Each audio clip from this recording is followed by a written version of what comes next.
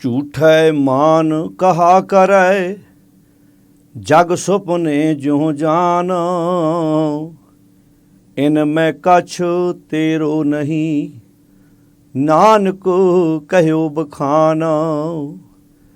ਝੂਠੈ ਮਾਨ ਕਹਾ ਕਰੈ, ਜਗ ਸੁਪਨੇ ਜਿਉ ਜਾਨ। ਇਨ ਮੈਂ ਕਛ ਤੇਰੋ ਨਹੀਂ, ਨਾਨਕ ਕਹਿਓ ਬਖਾਨ। ਵਾਹਿਗੁਰੂ ਜੀ ਕਾ ਖਾਲਸਾ, ਵਾਹਿਗੁਰੂ ਜੀ ਕੀ ਫਤਿਹ।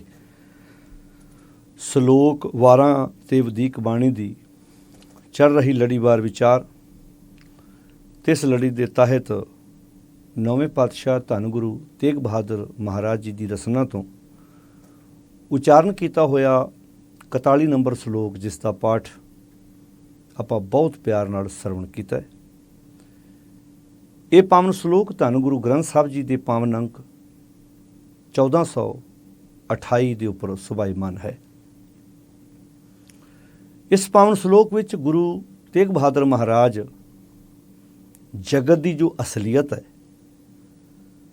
ਉਸ ਤੋਂ ਸਾਨੂੰ ਜਾਣੂ ਕਰਾਉਂਦੇ ਨੇ ਤੇ ਜਗਤ ਵਿੱਚ ਜੋ ਨਾਸ਼ਵੰਤ ਪਦਾਰਥਾਂ ਦਾ ਮਨੁੱਖ ਹੰਕਾਰ ਕਰਕੇ ਆਪਣੇ ਬਹੁਤ ਹੀ ਪਿਆਰੇ ਰਿਸ਼ਤੇ, ਜਿਨ੍ਹਾਂ ਦੇ ਨਿੱਘ ਨਾਲ, ਪਿਆਰ ਨਾਲ ਮਨੁੱਖ ਨੇ ਆਪਣੀ ਜ਼ਿੰਦਗੀ ਦੇ ਵਿੱਚ ਸਫਲਤਾ ਦੀਆਂ ਪੌੜੀਆਂ ਚੜ੍ਹਨੀਆਂ ਨੇ, ਉਹਨਾਂ ਨੂੰ ਆਪਣੇ ਤੋਂ ਦੂਰ ਕਰਕੇ ਬੈਠਾ ਹੈ। ਪਦਾਰਥਾਂ ਨਾਲ ਗੱਲਾਂ ਨਹੀਂ ਕੀਤੀਆਂ ਜਾ ਸਕਦੀਆਂ। ਮਨੁੱਖ ਦੇ ਕੋਲ ਸੋਨੇ ਦੇ ਬਰਤਨ ਹੋਣ, ਸੋਨੇ ਦਾ ਗਲਾਸ ਪਾਣੀ ਪੀਣ ਲਈ ਹੋਵੇ, ਸੋਨੇ ਦਾ ਚਮਚਾ ਹੋਵੇ, ਸੋਨੇ ਦੀਆਂ ਥਾਲੀਆਂ ਹੋਣ, ਬਹੁਤ ਕੁਝ ਮਨੁੱਖ ਦੇ ਕੋਲ ਹੋਵੇ, ਪਰ ਆਪਣਾ ਦੁੱਖ ਸੁੱਖ ਸਾਂਝਾ ਉਹਨਾਂ ਪਦਾਰਥਾਂ ਨਾਲ ਨਹੀਂ ਕੀਤਾ ਜਾ ਸਕਦਾ। ਦੁੱਖ, ਤਕਲੀਫ, ਮੁਸ਼ਕਿਲ ਦੇ ਵਿੱਚ ਇਨਸਾਨ ਹੀ ਇਨਸਾਨ ਦੇ ਕੰਮ ਆਉਂਦਾ ਹੈ। ਪਰ ਅੱਜ ਆਪਾਂ ਚੁਗਿਰਦੇ ਧਿਆਨ ਮਾਰੀਏ ਤੇ ਪਦਾਰਥਵਾਦੀ ਯੁੱਗ ਵਿੱਚ ਮਨੁੱਖ ਨੂੰ ਵਸਤੂਆਂ ਪਿਆਰੀਆਂ ਨੇ, ਮਨੁੱਖ ਪਿਆਰਾ ਨਹੀਂ। ਇਕੱਲਾ ਰਹਿਣਾ ਪਸੰਦ ਕਰਦਾ ਹੈ ਮਨੁੱਖ। ਤੁਸੀਂ ਬਹੁਤ ਧਿਆਨ ਨਾਲ ਸਮਾਜ ਨੂੰ ਵੇਖੋਗੇ ਤੇ ਅੱਜ ਭਾਵੇਂ ਤਾਂ ਹੈ ਹੀ ਇੱਕ ਪੁੱਤ ਹੈ, ਇੱਕ ਧੀ ਹੈ, ਪਰ ਧੀਆਂ ਪੁੱਤਾਂ ਦੇ ਰਿਸ਼ਤੇ ਕਰ ਲੱਗਿਆਂ ਵੀ ਅੱਜ ਬਹੁਤ ਟਾਵੇਂ ਨੇ ਪਰਿਵਾਰ ਜਿਹੜੇ ਸਾਂਝਾ ਪਰਿਵਾਰ ਵੇਖਦੇ ਨੇ, ਨਹੀਂ ਤੇ ਇਕੱਲਾਪਨ ਸਾਨੂੰ ਪ੍ਰਵਾਨ ਹੈ। ਪਰ ਸਿਆਣਿਆਂ ਦੀ ਕਹਾਵਤ ਹੈ, ਇਕੱਲਾ ਤਾਂ ਰੁੱਖ ਵੀ ਚੰਗਾ ਨਹੀਂ ਹੁੰਦਾ। ਬਹੁਤ ਸੰਘਣਾ ਰੁੱਖ ਹੋਵੇ ਪਰ ਹੋਵੇ ਇਕੱਲਾ, ਉਹਦੀ ਕੋਈ ਛਾਵੇਂ ਨੇ ਬਵੇ, ਐਸੇ ਰੁੱਖ ਨੂੰ ਕੀ ਕਰਨਾ। ਘਰ ਤਾਂ 2 ਕਮਰਿਆਂ ਦਾ ਵੀ ਹੋਵੇ, ਪਰ ਵਿੱਚੋਂ ਪਿਆਰ ਦੀਆਂ ਆਵਾਜ਼ਾਂ ਆਉਂਦੀਆਂ ਹੋਣ ਤਾਂ ਉਹਦੇ ਨਾਲ ਵਰਗਾ ਬੈਕੁੰਠ ਕੋਈ ਨਹੀਂ। ਘਰ 15 ਬੈੱਡਰੂਮਾਂ ਦਾ ਹੋਵੇ, ਘਰ 'ਚ 5-7 ਨੌਕਰ ਅੱਗੇ ਪਿੱਛੇ ਘੁੰਮਦੇ ਹੋਣ, ਪਰ ਜੇ ਇੱਕ ਦੂਜੇ ਦੀ ਇੱਜ਼ਤ ਨਹੀਂ, ਪਿਆਰ ਨਹੀਂ, ਮੁਹੱਬਤ ਨਹੀਂ, ਸਨੇਹ ਨਹੀਂ, ਮੈਂ ਸਮਝਦਾ ਇਸ ਤੋਂ ਵੱਡੀ ਜੇਲ੍ਹ ਕੋਈ ਨਹੀਂ। ਤੁਸੀਂ ਸਮਾਜ ਵਿੱਚ ਵੇਖੋ, ਪਾਤਸ਼ਾਹ ਜੀ ਨੇ ਬੜੀ ਪਿਆਰੀ ਗੱਲ ਇੱਥੇ ਕਹੀ ਹੈ, ਝੂਠੇ ਮਾਨ। ਝੂਠੇ ਮਾਨ ਦਾ ਅਰਥ ਹੈ ਝੂਠੇ ਪਦਾਰਥਾਂ ਦਾ ਮਾਨ, ਹੰਕਾਰ। ਹੰਕਾਰ ਤਾਂ ਸੱਚ ਦਾ ਵੀ ਨਹੀਂ ਕਰਨਾ ਚਾਹੀਦਾ, ਪਰ ਜੇ ਕੋਈ ਝੂਠ ਦਾ ਹੰਕਾਰ ਕਰਕੇ ਬਹਿ ਜਾਏ, ਨਾਸ਼ਵੰਤ ਪਦਾਰਥਾਂ ਦਾ ਹੰਕਾਰ ਕਰਕੇ ਬਹਿ ਜਾਏ, ਸੋਚ ਕੇ ਵੇਖੋ ਉਸ ਮਨੁੱਖ ਦੀ ਜ਼ਿੰਦਗੀ ਕਿਹੜੀ ਤਰਸਯੋਗ ਬਣਦੀ ਹੋਏਗੀ। ਪਾਤਸ਼ਾਹ ਜੀ ਫਰਮਾਉਂਦੇ ਨੇ, ਝੂਠੇ ਮਾਨ ਕਹਾ ਕਰੇ। ਝੂਠੇ ਪਦਾਰਥਾਂ ਦਾ, ਨਾਸ਼ਵੰਤ ਪਦਾਰਥਾਂ ਦਾ ਮਾਣ ਕਿਉਂ ਕਰ ਰਿਹਾ ਭਾਈ? ਜਗ ਸੁਪਨੇ ਜਿਉ ਜਾਨ। ਝੂਠੇ ਪਦਾਰਥਾਂ ਦਾ ਮਾਣ ਕਰਨਾ ਸੇਮ ਇੱਦਾਂ ਹੈ ਜਿਵੇਂ ਸੁਪਨੇ ਵਿੱਚ ਵੇਖੀ ਹੋਈ ਕੋਈ ਵਸਤੂ, ਉਹਦੇ 'ਤੇ ਕੋਈ ਮਾਣ ਕਰ ਸਕਦਾ। ਬੰਦੇ ਦੇ ਕੋਲ ਸਾਈਕਲ ਵੀ ਨਾ ਹੋਵੇ ਤੇ ਸੁਪਨਾ ਬੰਦੇ ਨੂੰ ਆ ਜਾਏ 2 ਕਰੋੜ ਗੱਡੀ ਦਾ, ਇਮਾਨਦਾਰੀ ਨਾਲ ਜਵਾਬ ਦਿਓ, ਸੋਚਿਓ ਕਿ ਉਸ 2 ਕਰੋੜ ਦੀ ਗੱਡੀ ਉੱਤੇ ਮਾਣ ਕਰਨਾ ਬਣਦਾ ਭਲਾ? ਦਿਨ ਚੜ੍ਹਨਾ ਹੈ ਤੇ ਫਿਰ ਉਹ ਸਾਈਕਲ ਹੀ ਹੈ। ਹਾਂ, ਜੇ ਸੱਚੀ ਵੀ ਬੰਦੇ ਕੋਲ 50-60 ਲੱਖ ਦੀ ਗੱਡੀ, 10 ਲੱਖ ਦੀ ਵੀ ਗੱਡੀ ਹੋਵੇ, ਹੰਕਾਰ ਤੇ ਉਹਦਾ ਵੀ ਨਹੀਂ ਕਰਨਾ ਚਾਹੀਦਾ। ਤੇ ਕੋਈ ਬੰਦਾ ਸੁਪਨੇ 'ਚ ਵੇਖੀ ਹੋਈ ਵਸਤੂ ਦਾ ਹੰਕਾਰ ਕਰਕੇ ਬਹਿ ਜਾਏ, ਹੋਵੇ ਬੰਦੇ ਕੋਲ ਕੱਖਾਂ ਦੀ ਕੁੱਲੀ ਤੇ ਸੁਪਨਾ ਆ ਜਾਏ ਮਹੱਲਾਂ ਦਾ, ਸੁਪਨਾ ਆ ਜਾਏ ਮਹਿਲ ਮਾੜੀਆਂ ਦਾ, ਤੇ ਸਵੇਰੇ ਉੱਠ ਕੇ ਵੇਖੀ ਉਸੇ ਹੀ ਕੱਖਾਂ ਦੀ ਕੁੱਲੀ 'ਚ ਹੀ ਅੱਖ ਖੁੱਲ੍ਹੇ, ਤੇ ਕਾਹਦਾ ਹੰਕਾਰ? ਤੇ ਕੋਈ ਮਨੁੱਖ ਸੱਚੀ ਮਹੱਲਾਂ 'ਚ ਪਿਆ ਹੋਵੇ, ਮਹਿਲ ਮਾੜੀਆਂ ਵਿੱਚ ਹੋਵੇ, ਹੰਕਾਰ ਤੇ ਉਹਦਾ ਵੀ ਨਹੀਂ ਕਰਨਾ ਚਾਹੀਦਾ, ਕਿਉਂਕਿ ਇਹ ਅੱਜ ਹੈ, ਹੋ ਸਕਦਾ ਕੱਲ੍ਹ ਨੂੰ ਨਾ ਹੋਵੇ। ਆਪਣੇ ਚੁਗਰਦੇ ਧਿਆਨ ਮਾਰ ਕੇ ਵੇਖਿਓ, ਵੱਡੀਆਂ ਵੱਡੀਆਂ ਮਹਿਲ ਮਾੜੀਆਂ 'ਚ ਰਹਿਣ ਵਾਲੇ ਮਨੁੱਖ, ਉੱਚੇ ਅਹੁਦਿਆਂ 'ਤੇ ਨੌਕਰੀ ਕਰਨ ਵਾਲੇ ਮਨੁੱਖ ਕਦੀ ਬਿਰਧ ਆਸ਼ਰਮਾਂ ਵਿੱਚ ਰਾਤਾਂ ਕੱਟਦੇ ਨੇ। ਆਪਾਂ ਆਏ ਦਿਨ ਕੋਈ ਨਾ ਕੋਈ ਇੱਦਾਂ ਦਾ ਜੀਵਨ ਵੇਖਦੇ ਹਾਂ, ਆਏ ਦਿਨ। ਸਮੇਂ ਦਾ ਕੋਈ ਪਤਾ ਨਹੀਂ, ਹੰਕਾਰ ਕਾਹਦਾ। ਜਦੋਂ ਅਸੀਂ ਬਹੁਤ ਧਿਆਨ ਨਾਲ ਵੇਖਦੇ ਹਾਂ ਤਾਂ ਸਾਨੂੰ ਸਮਾਜ ਦੀ ਅਸਲੀ ਤਸਵੀਰ ਗੁਰੂ ਪਾਤਸ਼ਾਹ ਜੀ ਦੀ ਬਾਣੀ ਸਿਖਾਉਂਦੀ ਹੈ। ਨਾਨਕ ਦੁਨੀਆ ਕੈਸੀ ਹੋਈ, ਸਾਲਕ ਮਿਤ ਨ ਰਹਿਓ ਕੋਈ, ਭਾਈ ਬੰਦੀ ਹੇਤ ਚੁਕਾਇਆ ਦੁਨੀਆ ਕਾਰਨ, ਦੀਨ ਗਵਾਇਆ। ਹੁਣ ਸਹਿ ਫਰਮਾਉਂਦੇ ਨੇ, ਝੂਠੇ ਮਾਨ, ਝੂਠੇ ਪਦਾਰਥਾਂ ਦਾ ਮਾਣ, ਹੰਕਾਰ ਕਹਾ ਕਰੇ ਜਗ ਸੁਪਨੇ ਜੋ ਜਾਣ। ਪਰ ਅੱਜ ਹੰਕਾਰ ਹੀ ਇਸੇ ਗੱਲ ਦਾ ਹੋ ਰਿਹਾ। ਇਹ ਮੇਰਾ ਘਰ ਬੜਾ, ਸਭ ਤੋਂ ਪਹਿਲਾਂ ਸ਼ੁਰੂਆਤ ਹੁੰਦੀ ਹੈ ਆਪਣੀ ਬੋਡੀ ਤੋਂ, ਆਪਣੇ ਤਨ ਤੋਂ। ਸੁੰਦਰਤਾ ਦੀ ਤੁਲਨਾ ਕੀਤੀ ਜਾ ਰਹੀ ਹੈ। ਮੇਰੇ ਵਰਗਾ ਸਮਾਰਟ ਕੋਈ ਨਹੀਂ, ਮੇਰੇ ਵਰਗਾ ਸੁੰਦਰ ਕੋਈ ਨਹੀਂ, ਮੇਰੇ ਵਰਗੇ ਨੈਣ ਨਕਸ਼ ਕਿਸੇ ਦੇ ਨਹੀਂ। ਇਹ ਸਦਾ ਰਹਿਣੇ ਨੇ। ਹੈ ਤਾਂ ਨਾਸ਼ਵੰਤ, ਸਭ ਤੋਂ ਪਹਿਲਾਂ ਸਰੀਰ ਨਾਸ਼ਵੰਤ ਹੈ। ਉਸ ਤੋਂ ਬਾਅਦ ਅੱਗੇ ਆਪਣੇ ਬੱਚਿਆਂ ਦਾ, ਆਪਣੇ ਪੁੱਤਰ ਦਾ ਹੰਕਾਰ ਕਰਨਾ। ਮੇਰੇ ਘਰ ਬੇਟਾ ਹੈ, ਤੇਰੇ ਘਰ ਬੇਟੀਆਂ ਨੇ। ਤੇਰੇ ਘਰ ਔਲਾਦ ਹੈ ਨਹੀਂ, ਮੇਰੇ ਘਰ ਔਲਾਦ ਹੈ। ਤੇਰੇ ਕੋਲ ਸਾਈਕਲ ਨਹੀਂ, ਮੇਰੇ ਕੋਲ ਸਾਈਕਲ ਹੈ। ਤੇਰੇ ਕੋਲ ਗੱਡੀ ਨਹੀਂ, ਮੇਰੇ ਕੋਲ ਗੱਡੀ ਹੈ। ਤੇਰੇ ਕੋਲ ਆਪਣਾ ਘਰ ਨਹੀਂ, ਮੇਰੇ ਕੋਲ ਆਪਣਾ ਘਰ ਹੈ। ਤੇਰੇ ਕੋਲ ਘਰ ਮਾੜਾ ਹੈ, ਮੇਰੇ ਕੋਲ ਘਰ ਚੰਗਾ ਹੈ। ਇਹ ਕਾਹਦਾ ਮਾਣ? ਇਹ ਰਹਿਣਾ ਨਹੀਂ, ਸਦਾ ਰਹਿਣਾ ਹੈ। ਘਰ ਘਰ ਹੀ ਹੈ।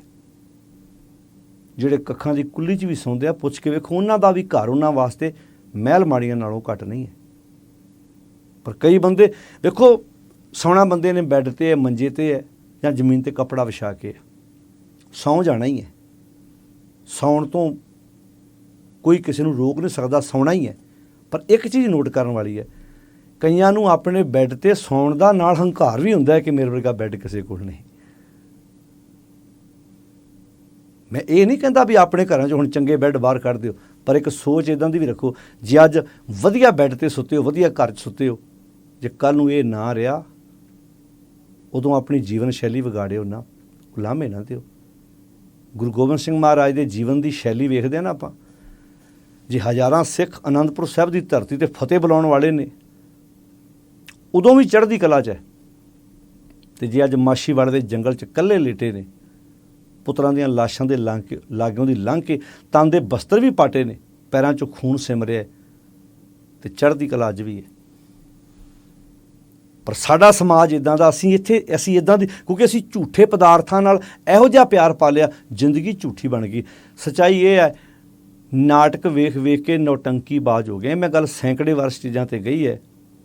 ਨਾਟਕ ਵੇਖਣੇ, ਸੀਰੀਅਲ ਵੇਖਣੇ ਮਾੜੀ ਗੱਲ ਨਹੀਂ, ਪਰ ਇਹਨਾਂ ਦਾ ਅਸਰ ਸਿਰਫ ਤੁਹਾਡੇ ਵਿੱਚੋਂ, ਉਹਦੇ ਵਿੱਚ ਕੁਝ ਸਿੱਖਿਆ ਲੈ ਲਓ। ਪਰ ਅਸੀਂ ਕਈ ਵਾਰੀ ਉਹ ਜ਼ਿੰਦਗੀ ਜਿਉਣ ਲੱਗ ਪੈਂਦੇ ਹਾਂ ਜੋ ਨਾਟਕ ਵਿੱਚ ਦੱਸੀ ਹੈ।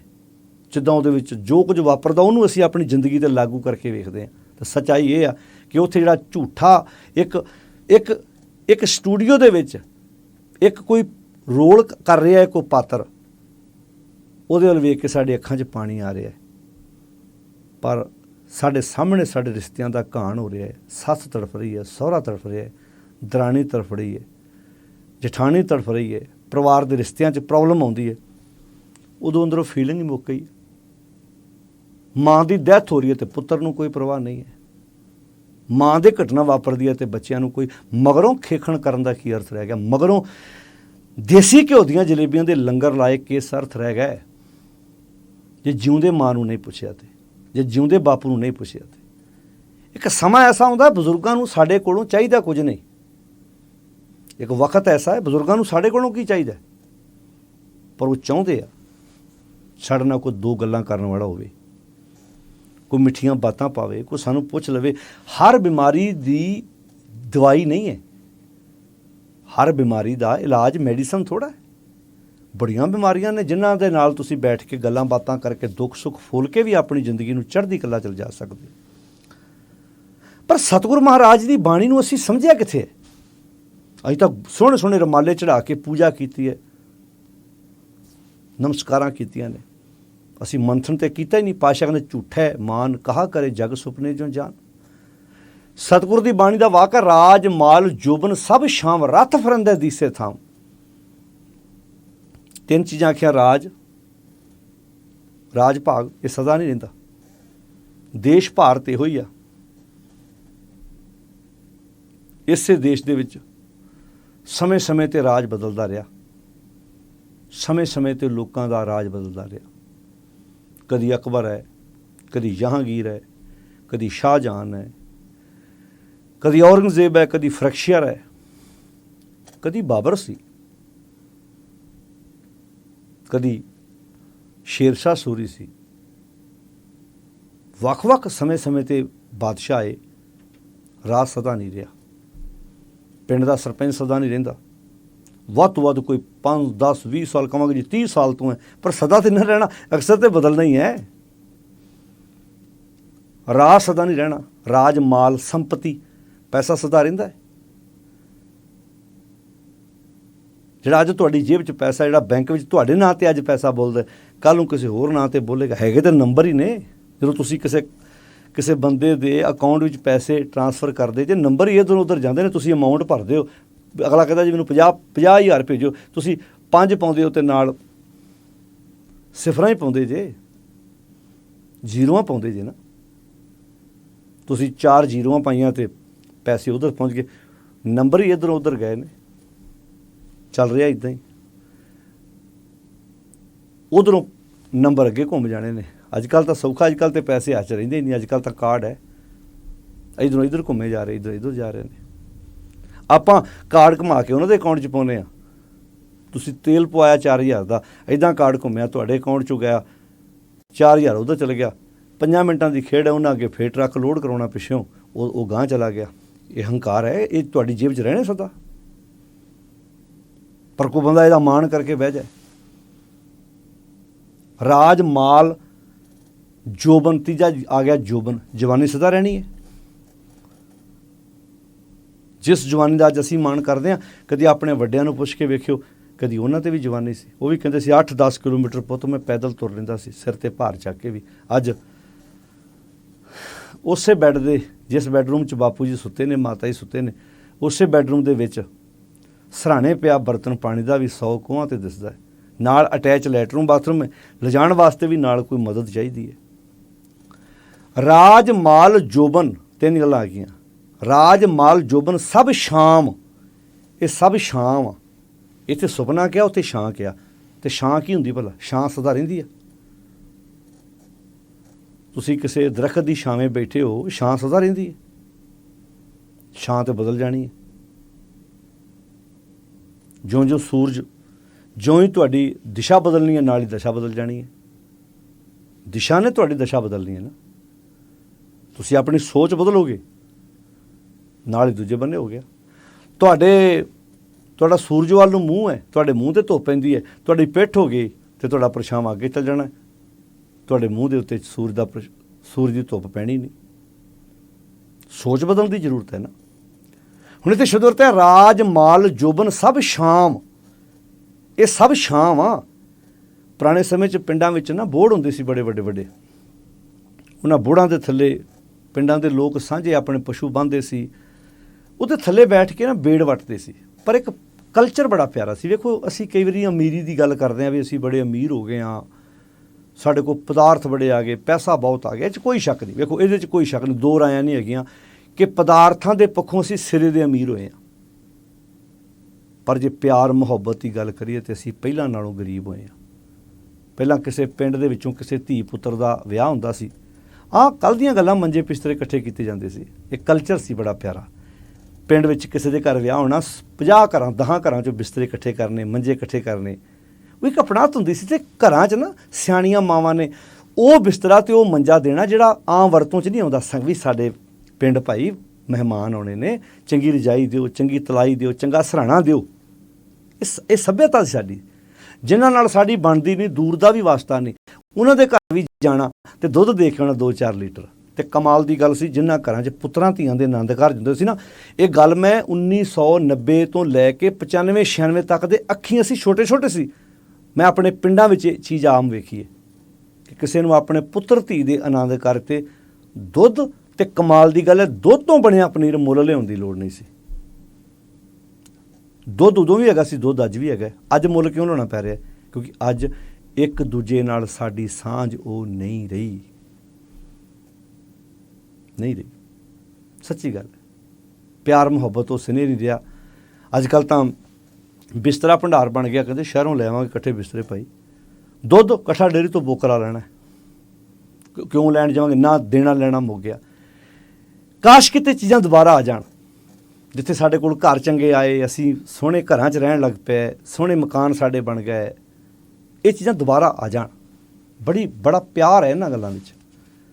ਬਜ਼ੁਰਗਾਂ ਨੂੰ ਪਤਾ ਹੋਣਾ ਜਿਨ੍ਹਾਂ ਦੇ ਵੇਲੇ ਬਰਾਤਾਂ ਰਾਤ ਰਹਿੰਦੀਆਂ ਸੀ। ਹੁਣ ਤਾਂ ਬਰਾਤ ਨੂੰ 2-4 ਘੰਟੇ ਰੱਖਣਾ ਔਖਾ ਹੈ, ਉਹ ਬਰਾਤਾਂ 2-2 ਦਿਨ ਵੀ ਰਹਿੰਦੀਆਂ ਸੀ।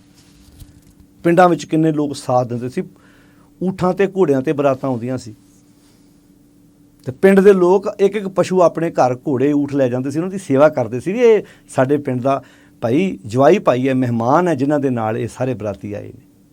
ਕਿਆ ਕਲਚਰ ਸੀ, ਕਿਆ ਸੱਭਿਅਤਾ ਸੀ।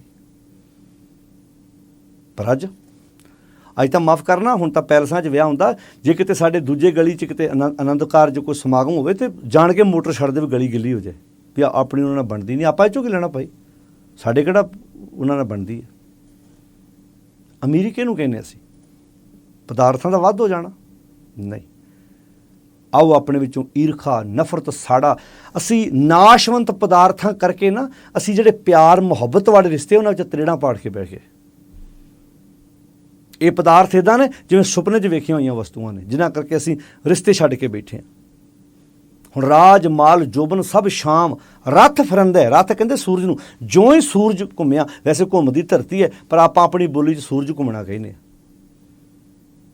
ਘੁੰਮਦੀ ਧਰਤੀ ਹੈ, ਸੂਰਜ ਆਪਣੀ ਜਗ੍ਹਾ ਖਲੋਤਾ ਹੋਇਆ, ਪਰ ਆਪਾਂ ਆਪਣੀ ਬੋਲੀ 'ਚ ਕਹਿੰਦੇ ਰੱਥ ਫਿਰੰਦਾ, ਸੂਰਜ ਘੁੰਮਿਆ, ਰੱਥ ਫਿਰੰਦਾ ਦੀਸੇ ਥਾਂ, ਜਿਉਂ ਹੀ ਸੂਰਜ ਘੁੰਮਿਆ ਦੀਸੇ ਥਾਂ, ਜਿੱਥੇ ਛਾਂ ਸੀ ਉੱਥੇ ਧੁੱਪ ਆ ਗਈ, ਜਿੱਥੇ ਧੁੱਪ ਸੀ ਉੱਥੇ ਛਾਂ ਆ ਗਈ। ਮਾਣ ਕਾਹਦਾ, ਰਾਜ ਮਾਲ ਜੋਬਨ ਸਭ ਸ਼ਾਮ ਰੱਥ ਫਿਰੰਦਾ ਦੀਸੇ ਥਾਂ। ਹੁਣ ਇੱਥੇ ਸ਼ਬਦ ਵਰਤਿਆ ਝੂਠਾ ਹੈ ਮਾਨ, ਝੂਠੇ ਪਦਾਰਥਾਂ ਦਾ ਮਾਣ ਕਰਨਾ। ਕਹਾ ਕਰੇ, ਕਿਉਂ ਕਰ ਰਹੇ ਬਈ, ਜਗ ਸੁਪਨੇ ਜਿਉਂ ਜਾਣ, ਜਗਤ ਨੂੰ ਇੱਦਾਂ ਜਾਣ ਜਿਵੇਂ ਸੁਪਨੇ ਵਿੱਚ ਵੇਖੇ ਹੋਏ ਪਦਾਰਥ ਨੇ। ਸੁਪਨੇ ਵਿੱਚ ਵੇਖੇ ਹੋਏ ਪਦਾਰਥ ਅਸਲ ਹੁੰਦੇ ਨੇ, ਸਾਥ ਨਿਭਦੇ ਨੇ ਤੇਰੇ। ਹੁਣ ਇਹਦਾ ਅਰਥ ਕੀ ਹੈ ਵੀ ਆਹ ਜੋ ਕੁਝ ਵੇਖ ਰਹੇ ਝੂਠਾ ਹੈ? ਨਹੀਂ, ਇਹਨੂੰ ਧਿਆਨ ਨਾਲ ਸਮਝੋ ਕੀ ਹੈ। ਤੇਰੇ ਵਰਤਨ ਤੱਕ ਤਾਂ ਠੀਕ ਹੈ, ਪਰ ਤੂੰ ਇਹਨਾਂ ਦੇ ਉੱਤੇ ਹੰਕਾਰ ਕਰੇ ਕਿ ਤੇਰਾ ਆਤਮਿਕ ਬਲ ਵਧਾਉਣ ਵਿੱਚ ਇਹ ਤੇਰੀ ਮਦਦ ਕਰਨਗੇ, ਇਹ ਸਾਰਾ ਹੀ ਝੂਠ ਹੈ।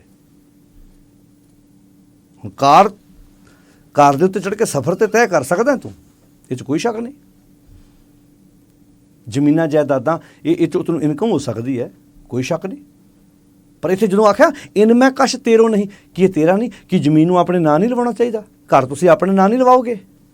ਕੱਲ੍ਹ ਨੂੰ ਤੁਸੀਂ ਗੱਡੀ ਲੈਣ ਜਾਓ, ਉਹ ਅਗਲਾ ਕਹੇ ਜੀ ਗੱਡੀ ਕਿਹਦੇ ਨਾਲ ਕਰਾਈ, ਤੁਸੀਂ ਕਹੋ ਇਹ 'ਚੋਂ ਨਾਂ ਤੇ ਨਿਭਣਾ ਕੋਈ ਨਹੀਂ, ਨਾਂ ਲਵਾਉਣ ਦਾ ਕੀ ਫਾਇਦਾ। ਇਹਦਾ ਮਤਲਬ ਇਹ ਨਹੀਂ ਹੈ।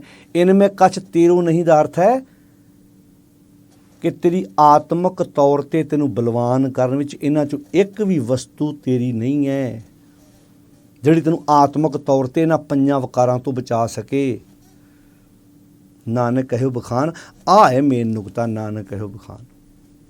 ਗੁਰੂ ਨੌਵੇਂ ਪਾਤਸ਼ਾਹ ਕਹਿੰਦੇ ਨੇ ਇਨ ਮੈਂ ਕਛ ਤੇਰੋ ਨਹੀਂ। ਤੇਰੋ ਨਹੀਂ ਦਾ ਅਰਥ ਕੀ ਹੈ? ਹੁਣ ਘਰ ਤੇ ਤੁਹਾਡਾ ਹੀ ਹੈ, ਤੁਹਾਨੂੰ ਹੁਣ ਕੋਈ ਪੁੱਛੇ ਘਰ ਕਿੱਥੇ, ਤੁਸੀਂ ਜੋ ਕੁਝ ਘਰ ਤੇ ਮੇਰਾ ਹੈ ਹੀ ਨਹੀਂ, ਇੱਕ ਤੋਕ ਬਣਦੀ ਹੈ। ਗੱਡੀ ਕਹਿੰਦੀ, ਤੁਸੀਂ ਕੁਦਰਤੀ ਕਹਿੰਦੇ ਹੋ ਗੱਡੀ ਮੇਰੀ ਹੈ, ਘਰ ਮੇਰਾ, ਉੱਥੇ ਤੁਸੀਂ ਕਹੋਗੇ ਜ਼ਮੀਨ ਮੇਰੀ ਹੈ, ਘਰ ਮੇਰਾ। ਹੁਣ ਕਈਆਂ ਨੇ ਦੇ ਅਰਥ ਇਹ ਲੈ ਲਏ ਵੀ ਕਿ ਭਾਈ ਮੈਂ ਨਿਮਰਤਾ 'ਚ ਰਿਹਾ ਕਰਨਾ, ਇਸ ਕਰਕੇ ਜਦੋਂ ਤੁਸੀਂ ਕਈ ਬੰਦੇ ਵੇਖੋ ਨਾ ਕਿਤੇ ਸੇਵਾਦਾਰਾਂ ਘਰ ਵੀ ਚਰਨ ਪਾਓ, ਗੁਰੂ ਦੇ ਦਾਸਾਂ ਘਰ ਵੀ ਚਰਨ ਪਾਓ, ਗਰੀਬਾਂ ਘਰ ਵੀ ਚਰਨ ਪਾਓ। ਤੁਸੀਂ ਮਾੜਾ ਜਿਹਾ ਕਹੋ ਇੱਕ ਵਾਰ ਵੀ ਅਸੀਂ ਗਰੀਬਾਂ ਘਰ ਨਹੀਂ ਜਾਂਦੇ, 5 ਮਿੰਟਾਂ ਵਿੱਚ ਹੀ ਨਾ, 5 ਮਿੰਟ ਛੱਡੋ, ਤੁਹਾਡੇ ਬੋਲਦਿਆਂ ਬੋਲਦਿਆਂ ਗਰੀਬੀ ਅਮੀਰੀ 'ਚ ਬਦਲ ਜਾਣੀ ਹੈ। 4-5 ਕੋਠੀਆਂ ਗਣਾ ਦੇਣਗੇ ਵੀ 1-2 ਇਸੇ ਸ਼ਹਿਰ 'ਚ, 2-3 ਚੰਡੀਗੜ੍ਹ ਵੀ ਲਈਆਂ ਹੋਈਆਂ ਸੀ। ਇਹਦਾ ਮਤਲਬ ਲਫ਼ਜ਼ਾਂ ਦੀ ਨਿਮਰਤਾ ਸੀ ਨਾ। ਇੱਥੇ ਇਨ ਮੈਂ ਕਛ ਤੇਰੋ ਨਹੀਂ ਦਾ ਅਰਥ ਹੈ ਕਿ ਇਹਨਾਂ ਵਿੱਚੋਂ ਇੱਕ ਵੀ ਵਸਤੂ ਤੈਨੂੰ ਸਚਿਆਰਾ ਬਣਾਉਣ ਵਿੱਚ ਤੇਰੀ ਮਦਦ ਨਹੀਂ ਕਰ ਸਕਦੀ। ਇਹਨਾਂ ਪੰਜਾਂ ਨਾਲੋਂ ਲਿੰਕ ਤੋੜਨ ਵਿੱਚ ਤੇਰੀ ਹੈਲਪ ਨਹੀਂ ਕਰ ਸਕਦੀ। ਹੁਣ ਬੈੱਡ 'ਤੇ ਤੂੰ ਸੌਂ ਗਿਆ, ਬੈੱਡ ਦੇ ਉੱਤੇ ਸੌਂਏਗਾ ਤਾਂ ਹੀ ਨਾ, ਬੈੱਡ ਦੇ ਉੱਤੇ ਤੂੰ ਲੇਟ ਗਿਆ, ਪਰ ਨੀਂਦ ਤੇ ਤੈਨੂੰ ਤਾਂ ਹੀ ਆਏਗੀ ਨਾ ਜੇ ਤੇਰਾ 5 ਗੁਣਾਂ ਨਾਲ ਤੇਰਾ ਲਿੰਕ ਹੈਗਾ। ਇਹ ਤਾਂ ਬਾਕੀ ਦੁਨੀਆ ਦੇ ਪਦਾਰਥਾਂ ਨਾਲ ਸਾਂਝ ਪਾ ਕੇ ਤੂੰ ਕਵੇਂ ਕਿ ਮੈਂ ਆਤਮਿਕ ਸਕੂਨ ਪ੍ਰਾਪਤ ਕਰ ਲੂੰ। ਉੱਥੇ ਕਿਹਾ ਇਨਮੇ ਕਛ ਤੇਰੋ ਨਹੀਂ। ਹੁਣ ਬਹੁਤੇ ਲੋਕਾਂ ਨੇ ਨਾ ਇਹਨਾਂ ਸ਼ਬਦਾਂ ਦੇ ਅਰਥ ਇੱਦਾਂ ਸਮਝ, ਇਸੇ ਕਰਕੇ ਲੋਕ ਡੇਰਿਆਂ ਨੂੰ ਭੱਜ ਗਏ ਜਾਂ ਤਿਆਗੀ ਬਣ ਗਏ ਵੀ ਬਾਣੀ 'ਚ ਲਿਖਤਾ ਗੁਰੂ ਝੂਠੇ ਮਨ ਕਹਾ ਕਰੇ ਜਗ ਸੁਪਨੇ ਜੋ ਸਨ, ਇਸੇ ਕਰਕੇ ਤੇ ਮਹਾਰਾਜ ਨੇ ਕਹਿਤਾ। ਜਿਹੜੇ ਮਹਾਰਾਜ ਇਹ ਸ਼ਲੋਕ ਉਚਾਰਨ ਕਰ ਰਹੇ ਆ ਨਾ, ਉਹ ਖੁਦ ਗ੍ਰਸਤੀ ਆ। ਉਹਨਾਂ ਦੇ ਮਹਿਲ, ਉਹਨਾਂ ਦੀ ਪਤਨੀ ਮਾਤਾ ਗੁਜਰ ਕੌਰ ਹੈ, ਉਹਨਾਂ ਦੇ ਬੇਟੇ ਗੁਰੂ ਗੋਬਿੰਦ ਸਿੰਘ ਮਹਾਰਾਜ ਨੇ, ਉਹਨਾਂ ਦੇ ਅੱਗੇ 4 ਪੋਤਰੇ ਨੇ, ਉਹ ਅਨੰਦਪੁਰ ਸਾਹਿਬ ਦੇ ਵਾਸੀ ਨੇ, ਉਹਨਾਂ ਆਪਣੇ ਹੱਥੀਂ ਵਸਾਇਆ ਹੈ। ਪਰ ਉਹ ਇਹ ਦੱਸ ਰਹੇ ਆ ਕਿ ਇਸ ਸੰਸਾਰ ਵਿੱਚ ਰਹਿ ਕੇ ਨਾ ਤੁਹਾਡੇ ਨਾਲ ਨਿਭਣ ਵਾਲੀ ਚੀਜ਼ ਹੈ ਰੱਬੀ ਗੁਣ, ਦੇਵੀ ਗੁਣ, ਜਿਹਨੂੰ ਬਾਣੀ ਚ ਆਖਿਆ ਸੱਜਣ ਸਹੀ ਨਾਲ ਮੈਂ ਚਲਦਿਆਂ ਨਾਲ ਚੱਲਾਂਗਾ, ਜਿੱਥੇ ਲੇਖਾਂ ਮੰਗੇ ਤਿੱਥੇ ਖੜੇ ਦਸਨ। ਤੇ ਜਿਹੜੇ ਇਹ ਸੋਚ ਕੇ ਬੈਠੇ ਵੀ ਝੂਠੇ ਮਾਣ ਕਹਾ ਕਰੇ ਜਗ ਸੁਪਨੇ ਜੋ ਜਾਣ, ਵੀ ਇਸੇ ਕਰਕੇ ਅਸੀਂ ਤਿਆਗੀ ਬਣੇ ਆ, ਵੀ ਇਹ ਸੰਸਾਰ, ਇਹ ਪਤਨੀ, ਇਹ ਮਹਿਲ ਮਾੜੀਆਂ, ਇਹ ਕੋਠੀਆਂ ਕਾਰਾਂ ਨਾਲ ਨਿਭਣੀਆਂ ਨਹੀਂ। ਉਹ ਨਿਭਣਾ ਤਾਂ ਸਰੀਰ ਵੀ ਨਹੀਂ ਜਿਹਨੂੰ ਇਹਨਾਂ ਲਿੰਬ ਪੋਚ ਰਹੇ ਆ। ਉਹਦਾ ਮਤਲਬ ਸੀ ਸਚਿਆਰਾ ਬਣਨ ਵਿੱਚ ਇਹਨਾਂ ਵਿੱਚੋਂ ਇੱਕ ਵੀ ਵਸਤੂ ਤੇਰੀ ਮਦਦ ਨਹੀਂ ਕਰੇਗੀ। ਉੱਥੇ ਕਿਹਾ ਇਨਮੇ ਕਛ ਤੇਰੋ ਨਹੀਂ, ਇਹਨਾਂ ਵਿੱਚੋਂ ਇੱਕ ਵੀ ਵਸਤੂ ਤੇਰੀ ਨਹੀਂ ਹੈਗੀ। ਉਦਾਂ ਤੇ ਗੱਡੀ ਵੀ ਤੇਰੀ ਆ, ਘਰ ਵੀ ਤੇਰਾ, ਬੈੱਡ ਵੀ ਤੇਰਾ, ਤੂੰ ਤੇ ਨਿੱਕੀ ਜਿਹੀ ਚੀਜ਼ ਨੂੰ ਆਪਣਾ ਸਮਝਦਾ। ਤੂੰ ਪੈਨ ਵੀ 10 ਰੁਪਏ ਦਾ ਪੈਨ ਲਿਆ ਹੋਵੇ ਨਾ, ਕਿਸੇ ਨੂੰ ਕੋਈ ਬੰਦਾ ਸਾਡੇ ਕੋਲੋਂ ਸਿਗਨੇਚਰ ਕਰਨ ਲਈ ਮੰਗੇ, ਧਿਆਨ ਨਾਲ ਸੁਣਿਓ ਹੁਣ, ਤੇ ਆਪਾਂ ਉਹਦਾ ਉੱਪਰਲਾ ਕੈਪ ਲਾ ਕੇ ਦਿੰਦੇ ਹਾਂ ਵੀ ਇਹ ਮੁੜ ਕੇ ਇਹਨੇ ਮੋੜਨਾ ਨਹੀਂ। ਜਦੋਂ ਕੈਪ ਲਾਇਆ ਹੋਊਗਾ ਮੁੜ ਕੇ ਪੈਨ ਮੋੜ ਦੇਵੇਗਾ। ਅਸੀਂ ਤਾਂ 10 ਰੁਪਏ ਦੇ ਪੈਨ ਨੂੰ ਵੀ ਆਪਣਾ ਸਮਝਦੇ ਹਾਂ। ਤਾਂ ਕੁਦਰਤੀ ਗੱਲ ਆ, ਸਮਝੋਗੇ, ਮਾੜੀ ਗੱਲ ਤਾਂ ਨਹੀਂ ਆ ਵੀ ਭਾਈ ਤੁਹਾਡਾ ਆਪਣਾ, ਪੈਸੇ ਖਰੀਦੇ ਨੇ। ਪਰ ਨਾਲ ਇੱਕ ਇਨਮੇ ਕਛ ਤੇਰੋ ਨਹੀਂ ਦਾ ਜਿਹੜਾ ਅਰਥ ਆ ਨਾ, ਉਹਦਾ ਮੀਨਿੰਗ ਸੀ ਕਿ ਦੁਨਿਆਵੀ ਤੌਰ 'ਤੇ ਖਰੀਦੇ ਹੋਏ ਪਦਾਰਥ ਜਿੰਨੀਆਂ ਵੀ ਵਸਤੂਆਂ ਤੇਰੇ ਕੋਲ ਨੇ, ਆਤਮਿਕ ਤੌਰ 'ਤੇ ਤਗੜਾ ਕਰਨ ਵਕਤ ਇਹਨਾਂ 'ਚੋਂ ਇੱਕ ਵੀ ਵਸਤੂ ਤੇਰੀ ਮਦਦ ਨਹੀਂ ਕਰੇਗੀ। ਈਵਨ ਮਾਂ, ਬਾਪ, ਭੈਣ, ਭਰਾਈ, ਪੁੱਤਰ, ਧੀਆਂ, ਮਹਿਲ ਮਾੜੀਆਂ, ਜ਼ਮੀਨ ਜਾਇਦਾਦ, ਪੈਸਾ, ਸਿਆਣਪ, ਚਤੁਰਾਈ, ਚਲਾਕੀ, ਇੱਕ ਵੀ। ਉਨ ਤੇ ਰਾਖੇ ਬਾਪ ਨਾ ਮਾਈ, ਉਨ ਤੇ ਰਾਖੇ ਮੀਤ ਨਾ ਪਾਈ। ਦਰਬ ਸਿਆਣਪ ਨਾ ਹੋਏ ਰਹਤੇ ਸਾਧ ਸੰਗ ਉਹ ਦੁਸ਼ਟ ਵਸ ਹੋਤੇ। ਉਹਦੇ ਦੁਸ਼ਟ ਤੈਨੂੰ ਤੰਗ ਕਰਦੇ ਆ ਨਾ, ਉਹਨਾਂ ਵਿੱਚੋਂ ਖਹਿੜਾ ਛਡਾਉਣ ਵਿੱਚੋਂ ਇੱਕ ਵੀ ਵਸਤੂ ਤੇਰੀ ਮਦਦ ਨਹੀਂ ਕਰੇਗੀ। ਇੱਥੇ ਪਾਤਸ਼ਾਹ ਨੇ ਝੂਠੇ ਮਾਨ ਕਹਾ ਕਰੇ।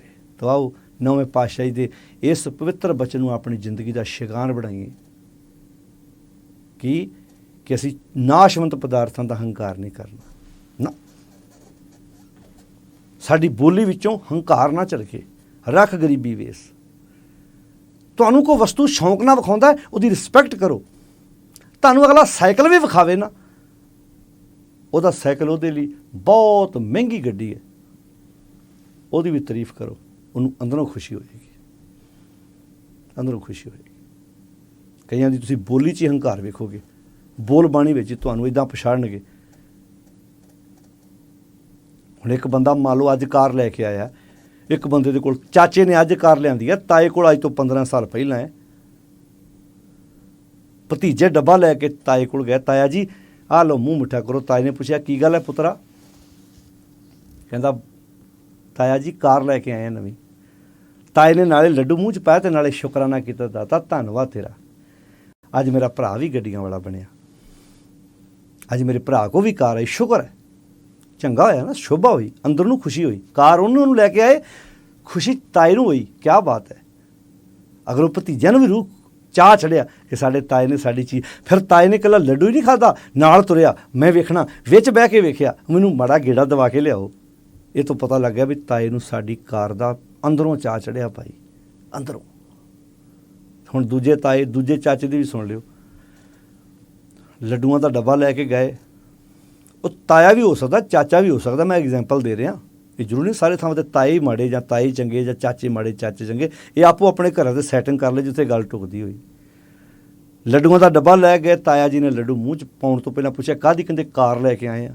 ਚਲੋ ਸਾਹਮਣੇ ਭਤੀਜੇ ਦੇ ਲੱਡੂ ਦੇ ਮੂੰਹ 'ਚ ਪਾਉਣੇ ਸੀ, ਪਰ ਨਾਲ ਹੀ ਲੱਡੂ ਮੂੰਹ 'ਚ ਪਾਉਂਦੇ ਨਾ ਅੱਖਾਂ ਬਾਹਰ ਆ ਗਈਆਂ, ਫੁੱਲ ਗਈਆਂ ਵੀ ਸਾਡੇ ਕੋਲੋਂ ਕਿਸ਼ਤਾਂ ਲੈ ਰਹੀਆਂ। ਅਤੇ ਨਾਲ ਇੱਕ ਲਫ਼ਜ਼ ਬੋਲਿਆ, ਕਿਹੜੀ ਕਾਰ ਲਿਆਂਦੀ ਪੁੱਤਰਾ? ਫਲਾਣੀ। ਅੱਛਾ ਇਹ ਆਪਾਂ 10 ਸਾਲ ਪਹਿਲਾਂ ਲਿਆਂਦੀ ਸੀ, ਯਾਨੀ ਕਿ ਉਹਨੂੰ ਅਹਿਸਾਸ ਕਰਾਤਾ ਕਿ 10 ਸਾਲ ਪਿੱਛੇ ਜੇ ਉਹ ਭਲਿਆ ਉਹਨਾਂ ਦੀ ਸ਼ੁਰੂਆਤ ਅੱਜ ਹੋਈ ਹੈ। ਅੱਛਾ ਲੱਡੂ ਮੂੰਹ 'ਚ ਪਾ ਲਿਆ, ਕਾਰ ਵੇਖਣ ਨਹੀਂ ਗਿਆ ਤਾਇਆ ਚਾਚਾ, ਨਾ ਨਾ ਨਾ, ਉੱਥੇ ਬਹਿ ਗਿਆ, ਉੱਥੇ ਬਹਿ ਹੀ ਗਿਆ। ਅਤੇ ਸਮਝ ਉਹਨਾਂ ਨੂੰ ਵੀ ਆ ਗਈ ਕਿ ਸਾਡਾ ਲਿਆਂਦਾ ਹੋਇਆ ਇਹ ਅੱਜ ਦਾ ਇਹ ਸਾਡੇ ਲਈ ਕੀਮਤੀ ਤੋਹਫਾ ਜੋ ਅਸੀਂ ਮਿਹਨਤ ਕਰਕੇ ਕਾਰ ਲੈ ਕੇ ਆਏ, ਸਾਡੇ ਤਾਏ ਨੂੰ ਚੰਗੀ ਨਹੀਂ ਲੱਗੀ। ਉਹ ਪਿਆਰਿਓ, ਕਿਸੇ ਦੀ ਵਸਤੂ ਵੇਖ ਕੇ ਖੁਸ਼ ਹੋਇਆ ਕਰੋ। ਇਹ ਸਾੜਾ, ਨਫ਼ਰਤ, ਈਰਖਾ, ਇਹਨਾਂ ਨੂੰ ਜ਼ਿੰਦਗੀ 'ਚੋਂ ਬਾਹਰ ਕੱਢ ਦਿਓ। ਇਹਨੂੰ ਵਿਸਰ ਗਈ ਸਭ ਤਾਤ ਪਰਾਈ ਕਿਉਂ ਆਖਿਆ। ਕਾਰ ਉਹ ਲੈ ਕੇ ਆਏ, ਸੜੀ ਤੂੰ ਜਾਣਾ। ਘਰ ਉਹਨਾਂ ਬਣਾਇਆ, ਸੜੀ ਤੂੰ ਜਾਣਾ। ਪੁੱਤਰ ਉਹਨਾਂ ਦਾ ਆਨੰਦ ਕਾਰਜ ਕਰਾ ਲਿਆ ਉਹਨੇ, ਕਾਰੋਬਾਰ ਸੈੱਟ ਹੋ ਗਿਆ, ਸੜੀ ਤੂੰ ਜਾਣਾ। ਨੰਬਰ ਉਹਦੇ ਵੱਧ ਆਏ, ਸੜੀ ਤੂੰ ਜਾਣਾ। ਇਹ ਚੀਜ਼ਾਂ ਛੱਡ ਦਿਓ ਜੇ ਸੁਖੀ ਹੋਣਾ ਚਾਹੁੰਦੇ ਹੋ। ਨਾਸ਼ਵੰਤ ਪਦਾਰਥਾਂ ਦੇ ਨਾਲ ਇਹ ਚੀਜ਼ਾਂ ਵੀ ਆਪਣੀ ਜ਼ਿੰਦਗੀ 'ਚੋਂ ਬਾਹਰ ਕੱਢੋ। ਝੂਠੇ ਮਨ ਕਹਾ ਕਰੇ ਜਗ ਸੁਪਨੇ ਜੋ ਜਾਨ, ਇਨਮੇ ਕੱਚ ਤੇਰੋ ਨਹੀਂ ਨਾਨਕ ਕਹਿਓ ਬਖਾਨ। ਇਹਨਾਂ ਵਿੱਚੋਂ ਇੱਕ ਵੀ ਵਸਤੂ ਤੈਨੂੰ ਆਤਮਿਕ ਤੌਰ 'ਤੇ ਤਗੜਾ ਕਰਨ ਵਿੱਚ ਤੇਰੀ ਮਦਦ ਨਹੀਂ ਕਰੇਗੀ। ਆਓ ਬਾਣੀ ਸਮਝੀਏ, ਪੜ੍ਹੀਏ, ਵਿਚਾਰੀਏ ਅਤੇ ਜ਼ਿੰਦਗੀ ਵਿੱਚ ਗੁਰੂ ਦੇ ਉਪਦੇਸ਼ ਨੂੰ ਵਸਾਈਏ। 41 ਨੰਬਰ ਸ਼ਲੋਕ ਗੁਰੂ ਨੌਵੇਂ ਪਾਤਸ਼ਾਹ ਜੀ ਦਾ 1428 ਨੰਬਰ ਅੰਕ 'ਤੇ, ਜਿਸ ਦੀ ਆਪਾਂ ਵਿਚਾਰ ਸਾਂਝੀ ਕੀਤੀ ਹੈ। ਸਾਰਿਆਂ ਦਾ ਧੰਨਵਾਦ। ਫਤਿਹ ਬੁਲਾਓ ਜੀ। ਵਾਹਿਗੁਰੂ ਜੀ ਕਾ ਖਾਲਸਾ, ਵਾਹਿਗੁਰੂ ਜੀ ਕੀ ਫਤਿਹ।